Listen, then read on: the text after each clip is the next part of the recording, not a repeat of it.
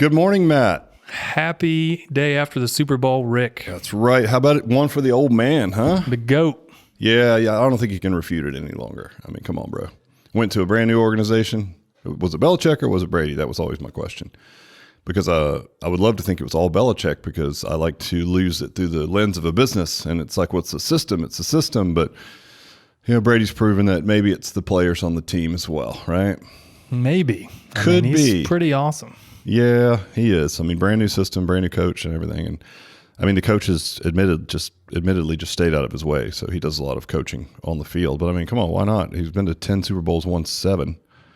Yeah, I think it's just more like he's obviously good, but he makes everybody else on the team believe that that's what it is. Win, That's what it is. I mean, he can still throw a ball and he can make great reads and he does things that are subtle that probably no one really understands. He doesn't run around like Mahomes, like a super athlete. And he's as good in a different way, right? Yeah. We should just do a whole podcast on the Super Bowl. How about it? Yeah. Everyone wants to talk about the Super Bowl after the Super Bowl. Plus, this comes out like a week and a half later. Everyone's like, what Super Bowl? The Super Bowl. They didn't know. We don't remember even who lost. That's right. Oh, and to any listeners that didn't know, congrats to Matt, who is now a partner. I think we talked about that in the last podcast. But Thank you. Congrats to Matt. He is now a partner in the Mothership Gym. So gym ownership, add that to your resume amongst the other things that you do. Podcast aficionado. Thanks to you, my man. And gym owner. Yeah, listen, it's going to be great for me too, because as you know, I'm juggling lots of things and it's really an attention issue, right? So to have a partner who can, sort of run block between me and the gym and actually execute things and try new things. I mean, you got fresh perspective, fresh energy. It's going to be great. It's going to be good. So what we're going to talk about today, Matt, is if all you have is a hammer, everything is a nail, or in this case, everyone is a nail. Can you guess what that means through the lens of what we normally talk about? What? You're having a twitch, like old school. What? We talking about home improvement? Yeah, we are. What does that mean, Rick? To me, and you know this, it means that as a coach or as a personal trainer, if you like something, so let's say you're a dedicated zealot of a particular type of training or modality, and examples, kettlebell guru, right? Power lifter, bodybuilder, cardio person, adventure racer, right? Yogi. I mean, whatever these things are, right? So once you, as a coach, are into these different mechanisms, right? Modalities, it's really hard then to disassociate your likes and dislikes from what it is that your clients need. And we see this a lot. And we, the way that we normally would express this is like, I'll bet you if a client is doing lots of heavy deadlifts, I'll bet you her coach or his coach likes to do heavy deadlifts, right? Yeah. And people will ask us, because we've been writing programs for a couple thousand clubs. You have worldwide for 10 years now.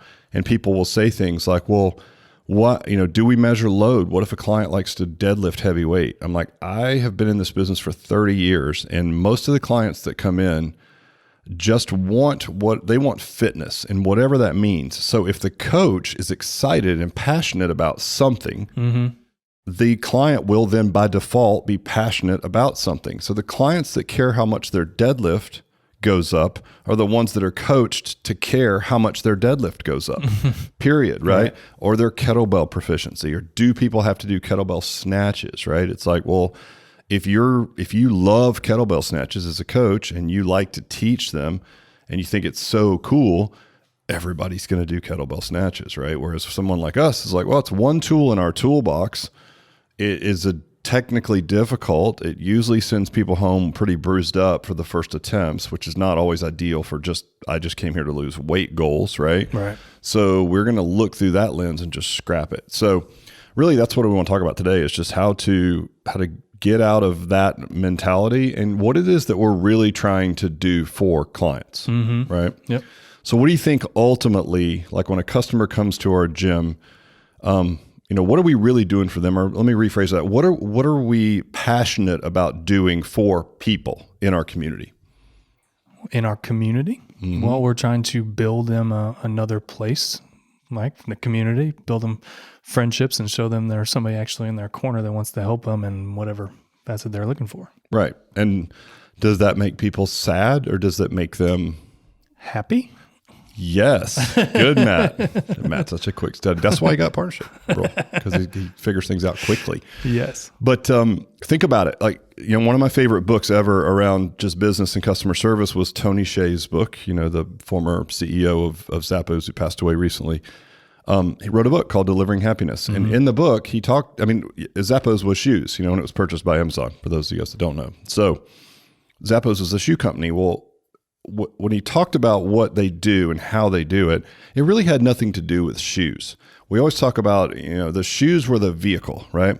And so what he's really doing is delivering happiness, hence the title of the book. Right. And what he means by that is they were providing like such great customer service, such great interactions on customer service calls and interactions, great delivery system, right? Shoes are cool. Who doesn't like a new pair of shoes, right? But at the end of the day, the shoes were the vehicle, but the actual service was selling happiness. And I feel like that's exactly what we need to think that we're doing, right? Sure.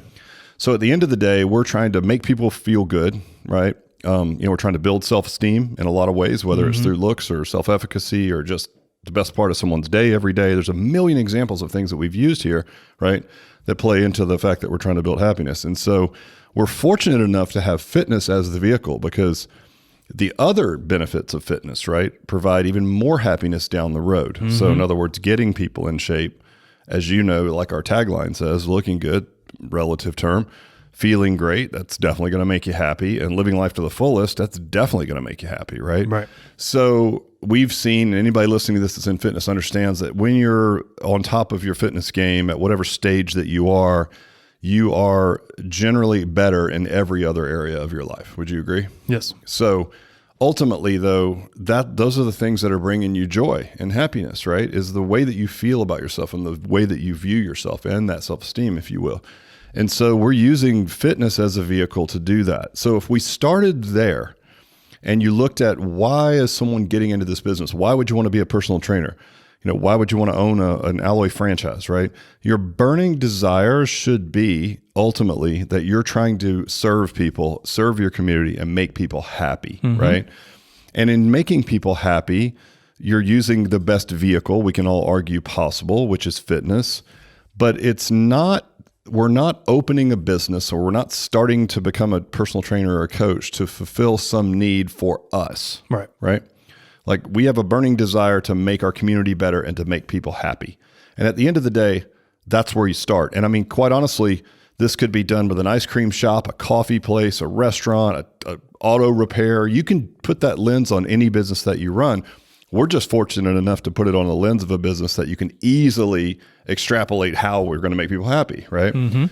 But when you look at that as your lens, as a coach, like, I am in this business to serve people and make them happy. That's where you should start. And if you're not there, you should probably check as to why you're there, because I'll tell you, any other reasons why you're getting into it are probably not going to be sticky enough to keep you in it, because it's just like any career. To upskill yourself and grind it out over time, it's going to be a tough road for anyone, right?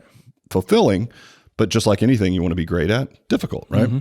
So the problem is when coaches get into things for their own self-serving reasons, right? Like, they are a ninja at blank, and there's an ego around said blank, and everyone's going to learn that, and they go from there. So I'm just going to talk you to death. So what are your thoughts so far? What have you seen as the director of programming? Like, you're putting out programs for thousands of gyms worldwide.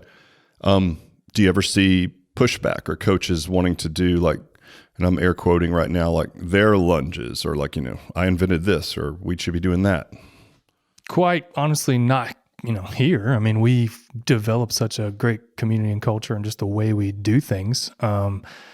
We've had maybe a couple coaches through the past that come in, they have their own idea, but once they're, get going and they see the whys and they see, understand that we have the experience, that we know what works and what doesn't. And then again, at the end of the day, we're just trying to make these people feel better and have a great hour workout in our building. Not really. Yeah. Well, and that's the key, right? It's the realization that we all move in certain ways. You probably didn't invent a lunge. And while some autonomy around your job is a key to also being satisfied, right? Going home and just, writing ninja programs all night, if someone gave you that bandwidth, That's not where it's at either. If your burning desire was to help people and someone gave you a mechanism or a platform to stand on to help more people, Right. you should be really excited. And you can always tell who's in it for the right reasons, who's not in it for ego for themselves, right? When we would license people in the past, and you would go, and I remember licensing a chain of 10 clubs, and there was 250 trainers there on Train the Trainer Day.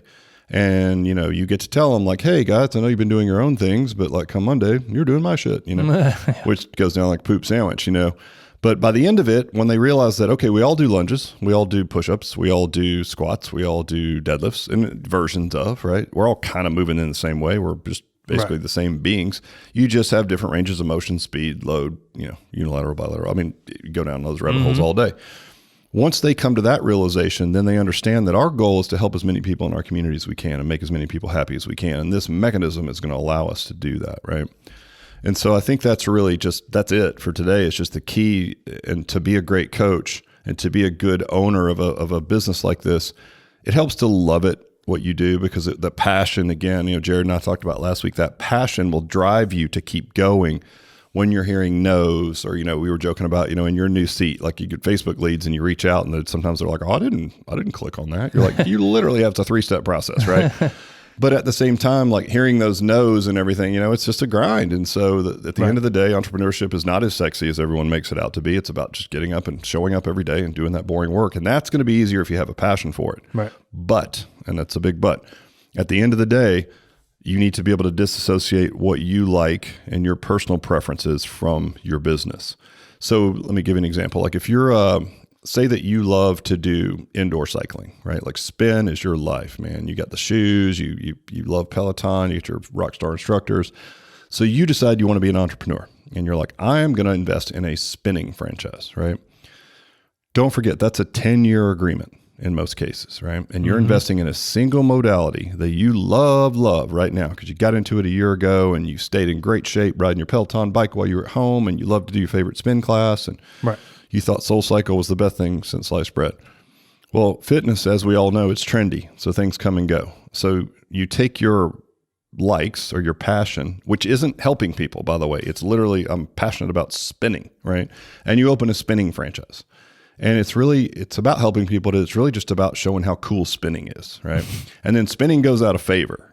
It loses its favor, or it's disrupted because you're in a brick and mortar. It is disrupted by a Peloton. I can spin at home, right? It's probably the best mechanism to consume digital streaming version of a class. You're sitting still looking at a screen, very easy to do, right?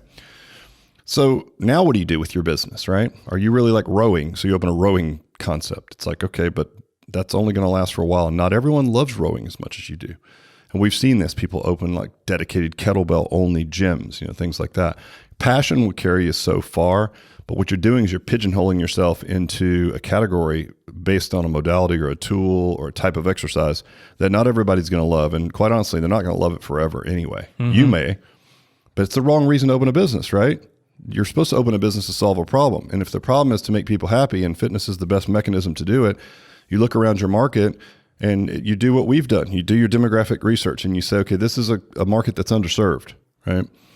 What type of product offering does this underserved market, this sort of 50 plus market, what do they need, right, from us? How do we deliver that then in a package and in a way that they can consume, that's scalable, that makes them happy, that's affordable, and then how do we coach it so that we can deliver it with not only the right scientific approach, but we can also deliver it and make the experience really good and make them feel good when they're in here, right? All that should be where you spend 99% of your time, not I love powerlifting, right? Or I love strongman, or I love these things, right? It's just a tool. It's just a tool. And at the end of the day, that's the point, right? When all you have is a hammer, every client that you have is a nail, and you're just doing that only. And we do see that. I see it some with some online coaches, and they kind of fall in love with what they like, and that's what they project. So I would just, encourage everyone here to take a step back, look at things from crop duster height and say, okay, what am I really doing here? And your passion, if you're going to be successful, should really be in life-changing and making people happy, right? It doesn't matter what the mechanism is. And build a tool or buy an alloy franchise where we've spent 30 years figuring out the best mechanism to make this particular demographic happy, right? And then just run the play. Because if your passion is to make people happy, you have a great tool to do it, right? Right. And so that's where I think, and that's your sustainability in the industry long term as well, because spinning, rowing, kettlebells, powerlifting, they're all tools in the toolbox, and they come and they go, and they come and they go. The great thing I love about having a brand that says personal training on the door is that to me means what? What does that mean to you? I should have It's personal. It's personal. And what comes with having a personal relationship with someone? Accountability, right? Guidance, advice. Yep. Someone to lean on, accountability, guidance, advice, right? That's really what we're delivering at the end of the day. Yep. And we're providing what we think is the best science around it. Well, if some new science is presented, if it turns out that kettlebells cause cancer, guess what we can get rid of? Kettlebells, right? And the biggest thing, I think, people come for personal training. They ain't coming to use kettlebells or barbells. They're coming for somebody to tell them what don't to you do. say that, Matt. I like kettlebells, by God, and that's all I'm doing with everyone, because they will change your life. Well, they do change your life. No. I was watching this show. It was a tattoo reality show, one of those ink shows. It's like a rerun from a million years ago. And some guy walked in and he had like a 20K kettlebell with him. And he goes, I take this everywhere. It's changed my life. And he got it, and he brought it in and set it. I mean, imagine just carrying a 44-pound kettlebell around everywhere. And he brought it in and got a tattoo of it. Yeah, there you go. You got one of those? Bet you his clients aren't doing Pilates. So you're like full back, like a big kettlebell? Yeah. Yeah, exactly. I just carry it around everywhere. I talk to it. I have dinner with it, put it on the other side, put a little wig on it, take it for a motorcycle ride sometimes. We have a great time. Picnics. Oh, my God. Picnics in the park. But I hope that helps you guys. And I would just challenge any of the coaches listening to this, like, you have your likes and dislikes. And I always appreciate someone who is a power lifter who can then deliver a program to a client that's not powerlifting. That means you're really smart and that you understand ultimately the business that you're in.